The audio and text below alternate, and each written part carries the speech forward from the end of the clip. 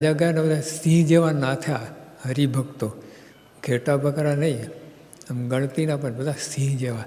સ્વામી બહાર નીકળ્યા ને તો સાથે મોટા મોટા કોઠારી લઈને આવ્યા હતા સાથે, જેમ ધુરંધરો બધા, જેનું પ્રમાણ થાય લોકો એ બધા.